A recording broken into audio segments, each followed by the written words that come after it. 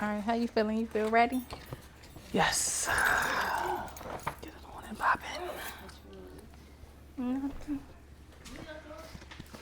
Ooh, this looks so good. I'm impressed. Okay. All right, so thank you for agreeing to interview with us today. There are 7 parts. Okay. They're like 2 or 3 questions per part. So it should be between an hour and a half. Okay. I'm available. The first section is about your identity. So the first question is, how do you identify? And when we talk about identity, that can be like that you're a mom, that could be your pronouns, it could be whatever, your title, how you identify yourself, Black woman, whatever. So. Okay. How do I identify myself? Of course, I'm a Black woman. I'm a mompreneur. A mompreneur? Yes, love that. How old are your children? So, I have a 13-year-old, a 10-year-old, a 7-year-old, a 5-year-old, a 4-year-old, a 2-year-old, and a 2-month-old. Yes. Do you have more than one child with disabilities? Yes.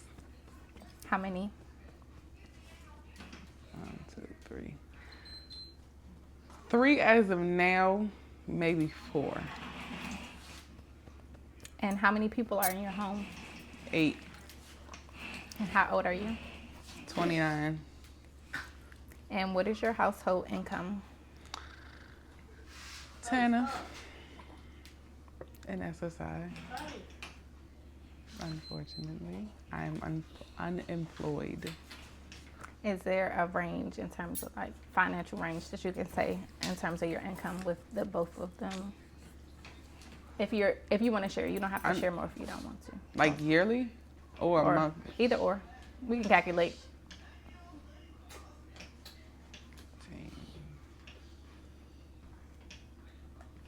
I probably get like $2,100 a month. And what ward do you live in? Ward 7. Okay, that's part 1. Mm-hmm. The next section is about your child's medical diagnosis and health and how you discovered it. So, is there a child that you want to highlight? You can highlight a child, or you can talk about multiple of them. But the first question is, what is their medical diagnosis? So, my oldest daughter, she has. My oldest daughter, she has Pompe disease. It's something wrong with her muscles, and it affects her hips and down. Of course, it could affect your heart because your heart's a muscle, but thankfully, it's not causing problems to her heart. My 7-year-old, she had to have open heart surgery when she was a baby. She has Alcapa.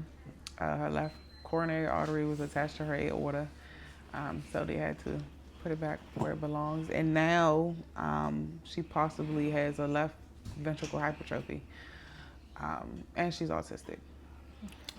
My youngest son, it's a list. He has a lung disease. He has a G-tube, aspiration, epilepsy, a subglottic stenosis, a subglottic trachea, a laryngeal cleft groove, which is a hole in his throat, his larynx, laryngomalacia, reactive airway disease, I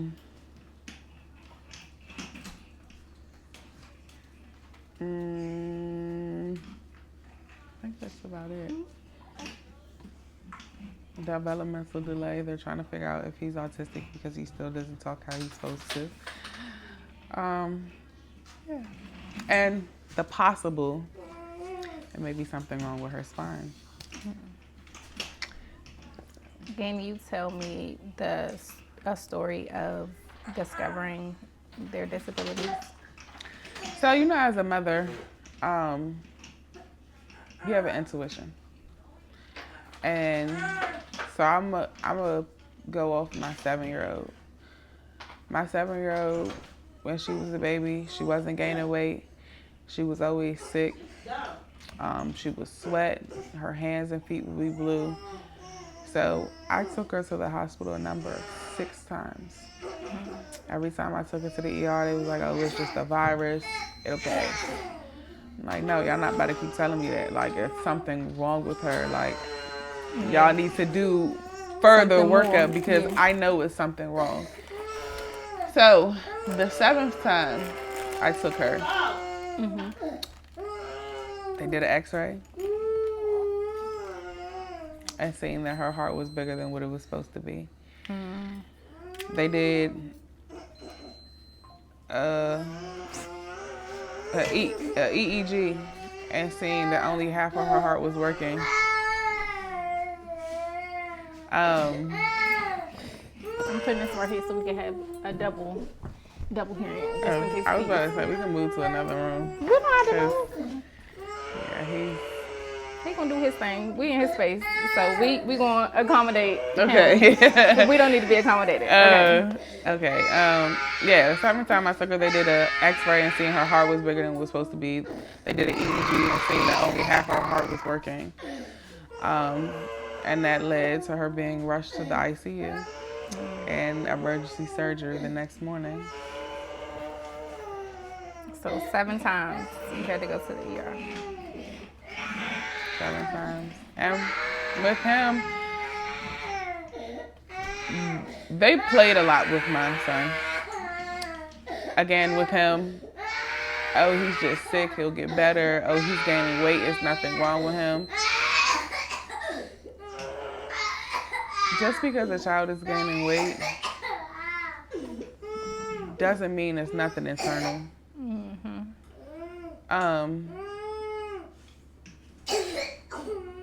And because I decided to advocate, because I wasn't gonna let them keep playing with my children.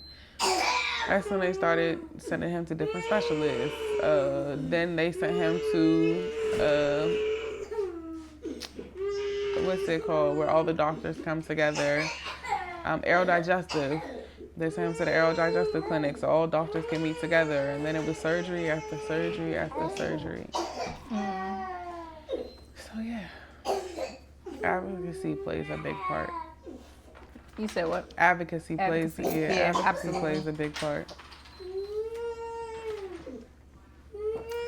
While we're on the subject of like medical diagnosis, the next section is about your experiences with the healthcare system. And you can share as much or as little as you want around that. So what are some of the challenges, if any, you've had in facing and accessing healthcare, medical coverage, housing, or any support services for your family? I mean, the healthcare system, That's Kitty. Oh, hey, little kitten. they do the bare minimum because they think us parents don't know anything. Or because they think we don't have the proper people to actually advocate for us. In my experience, I hate to say the doctors only want to help people who are actually dying, who are literally on the table about to die.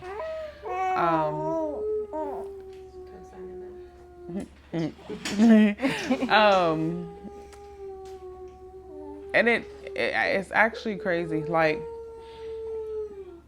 the past 2 years, with him alone, in and out of the hospital every week, because they see him and send him home, or he gets admitted and they want to keep him for one day because all he does is cry.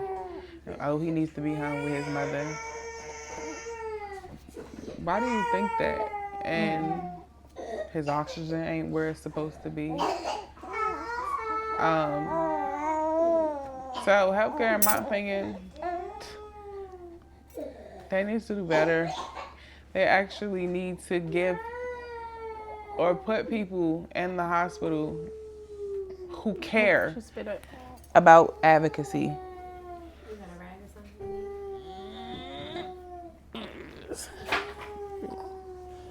Thank you. very much. Appreciate it. I love this for you. Woo.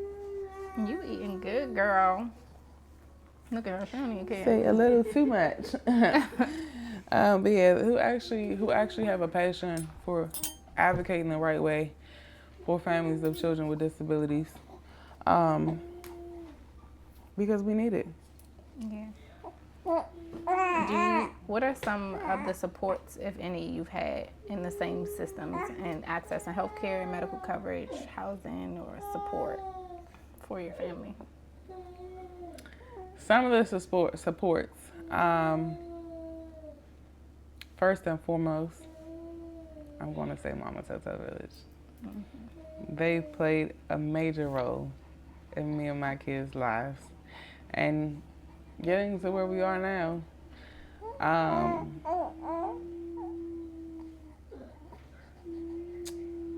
Children's Law Center.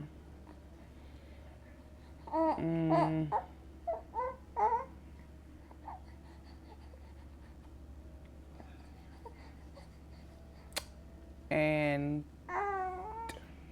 God rest his soul, I had a CSW who helped me and my kids a lot, and unfortunately passed away last November.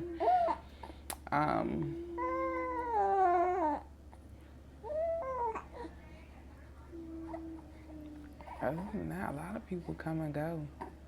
Yeah.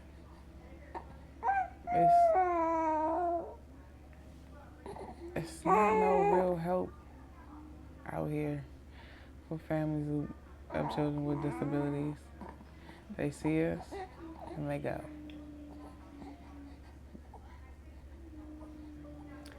Do you feel like race has played a part in your experiences with the medical system?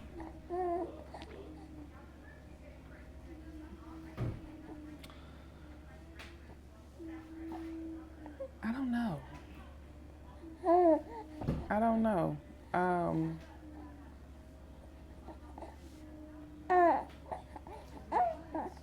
I'm not going to say yes or no. Do a lot of people care less about African Americans? Yes.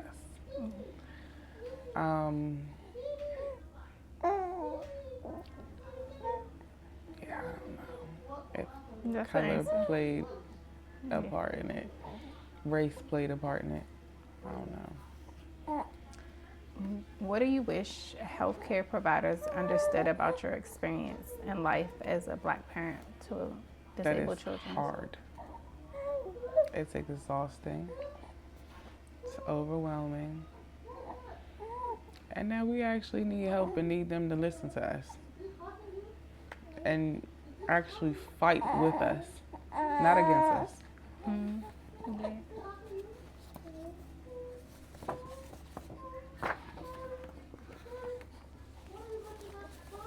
The next session is about your daily life. So what does a typical day look like for your family? A typical day. I wake up around 7 o'clock in the morning. I wake my kids up, get them dressed, tell them to get dressed, and the kids who could get dressed, and the kids who can't, I pick their clothes out and get them dressed. Some days I get my 2-year-old ready for his nurse to come. Other days I just let her do it herself because it's just a lot going on.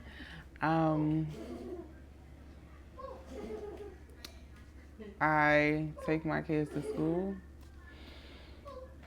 And if I'm not going to appointments, honestly, I'm just sitting in the house because of depression. I can't work. Because jobs don't care about parents, people who have jobs and who have a lot going on with their children. They don't care. You call off, you can't come to work, or they're firing you. Yeah. And then on another hand, again, like I said, I go to a lot of appointments. So day to day, I'm just in the house. Out there, I do what I gotta do for my kids. I'm just in the house.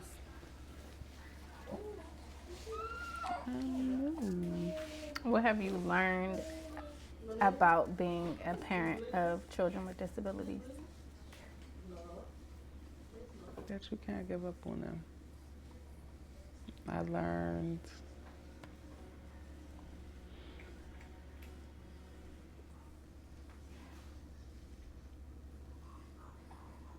that they're unique. I learned that you have to have patience.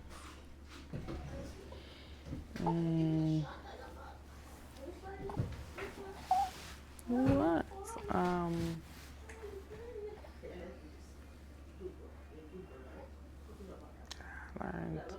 learned a lot. I learned that they need you. Mm-hmm. So, The last one on this section is, how do you care for yourself? That's a hard question to answer. I don't. I'm not gonna say I don't. I do it every purple moon. You know, me and my kids experienced a house fire. And we lost everything we had. I feel guilty about doing things for myself. Because I have so many kids. And because they need help. And because they require a lot of things. So myself,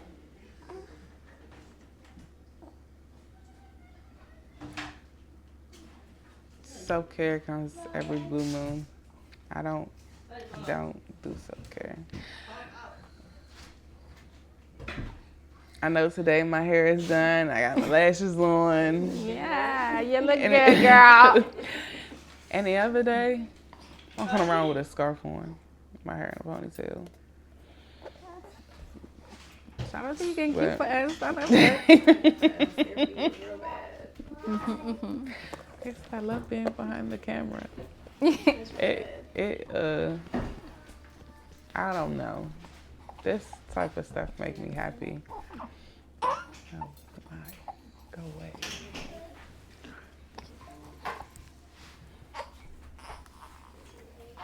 Hi.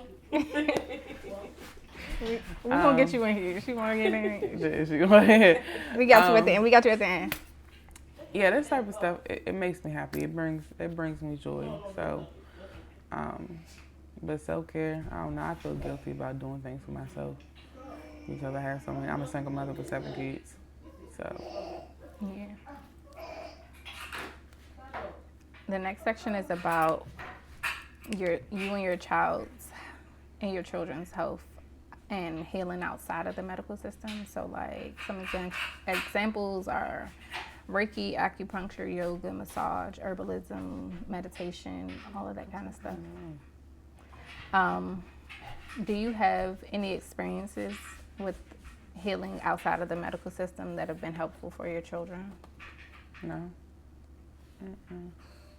Do you have any experiences with healing outside of the medical system for yourself that have been helpful? Therapy. That's a good one. Therapy. And I listen to a lot of music. I feel music plays a huge role in calming me down and bringing me peace. What kind of music? Does it matter? Yeah, no, all types of music. I love listening to saxophone. That's the good stuff. Or I'll just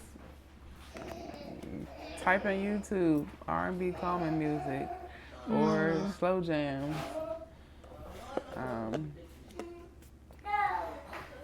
Yeah, any type of music. I'm a soft girl. Yeah. I listen to soft music.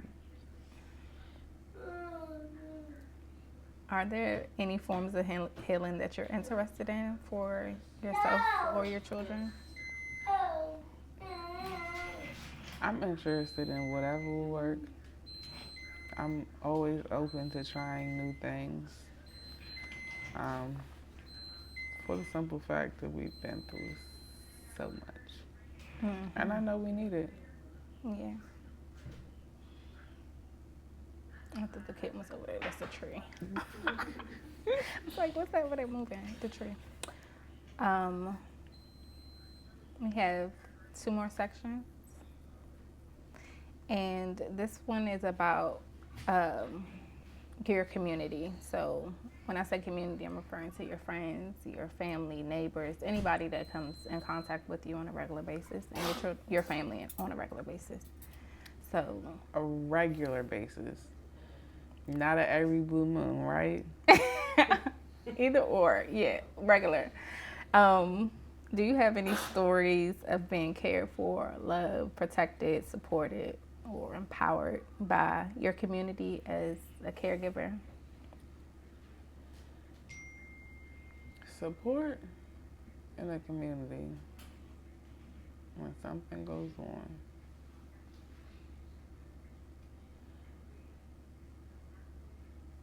Support by family or the community? All of it.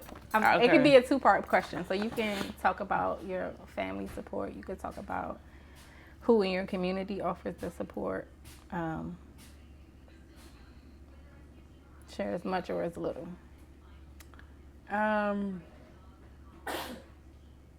Family support, 10 toes down my dad.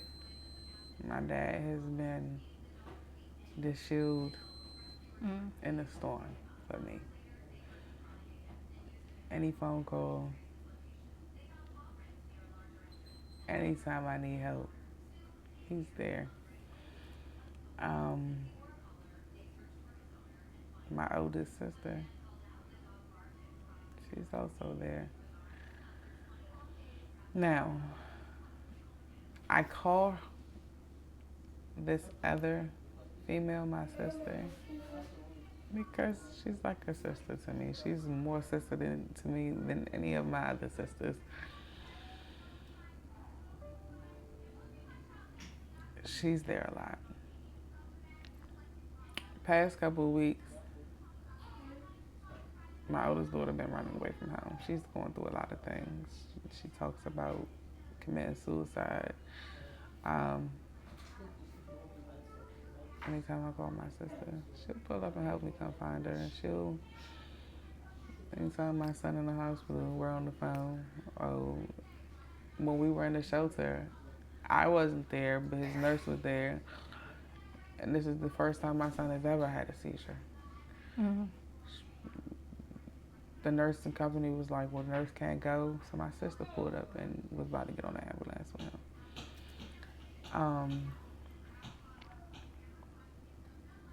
Then I have a best friend. He's also always there.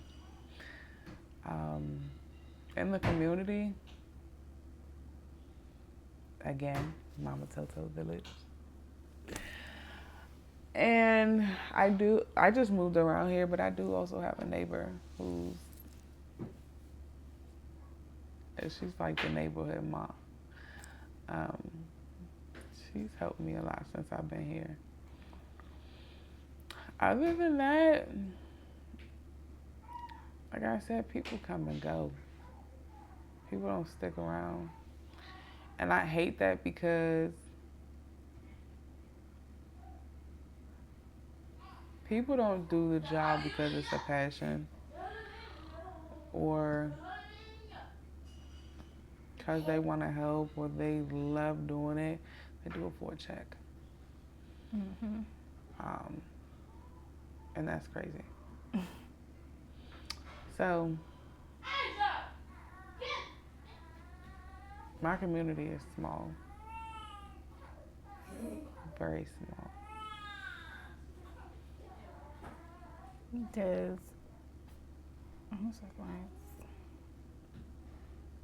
What kind of support or help would you like from your community that you're not currently receiving?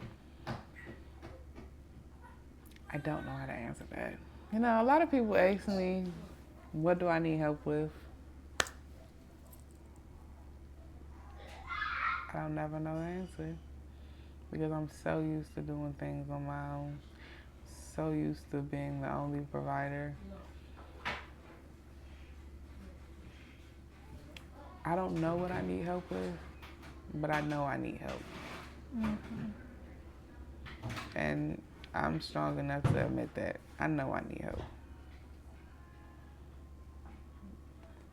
How much nursing do you receive? I don't know.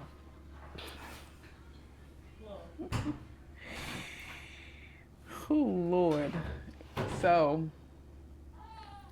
5 days a week for 12 hours a day. However,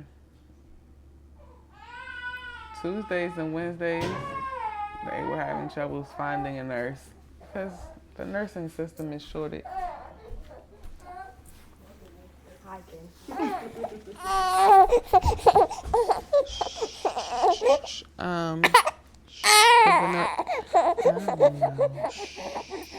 Because the nursing system was short. So for a long while, his nurse was only coming on Monday, Thursday, and Friday from 8 to 8. So I would have him along with my other kids Tuesday, Wednesday, Saturday, and Sunday.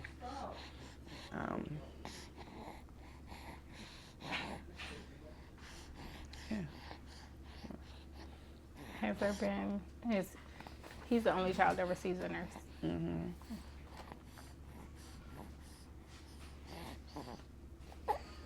What kind of skills, education, or training do you wish you could have? And some examples are like advocacy, medical vocabulary, processing emotions, or building routines. All the above. All the above. You know, I want to be a motivational speaker.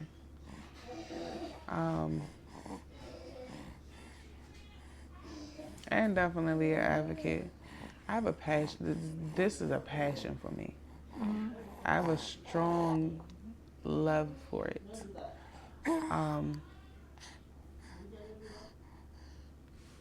The world needs people like that. My heart is built for it.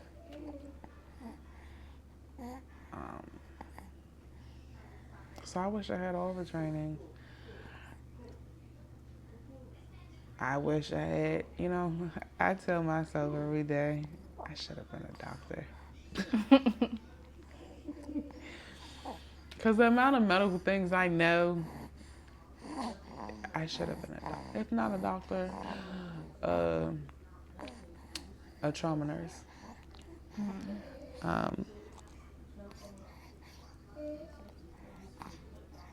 Something other than where I am right now.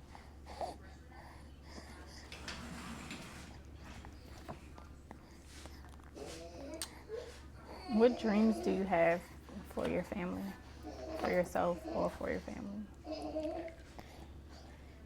For myself, of course, I want to start my nonprofit organization for families of children with disabilities. I also want to take an old building and recreate it into a rec center called the Safe House.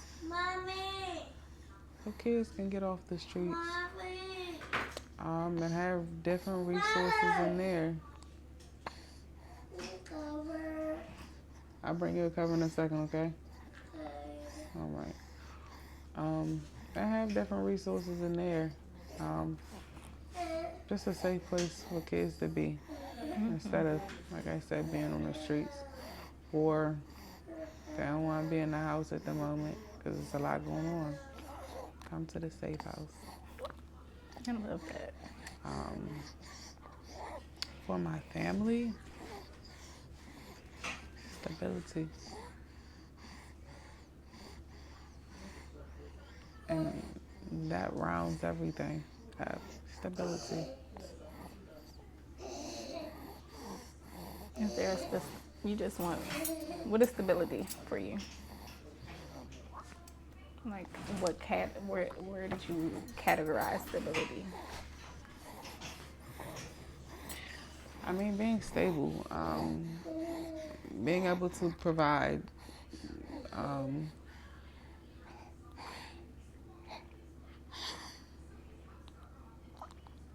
I actually want a house with a backyard.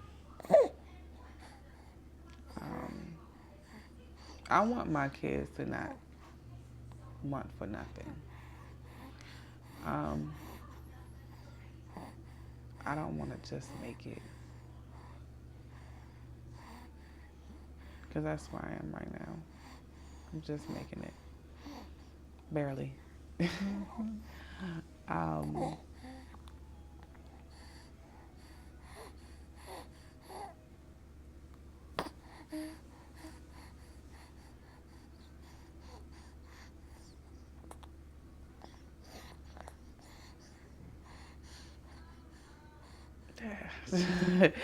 Everything's stable. Mm.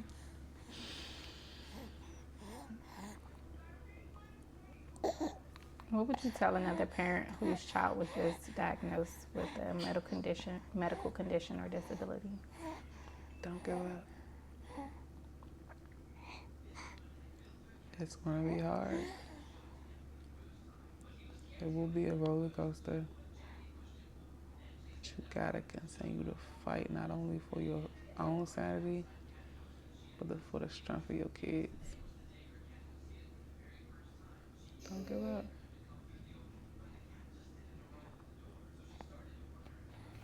Is there anything else that you'd like to share that we didn't ask?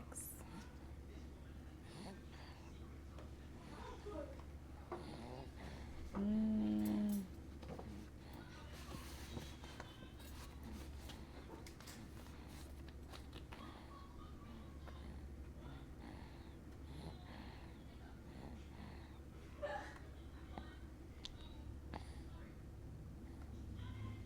I don't know. Continue to fight. Just continue to fight.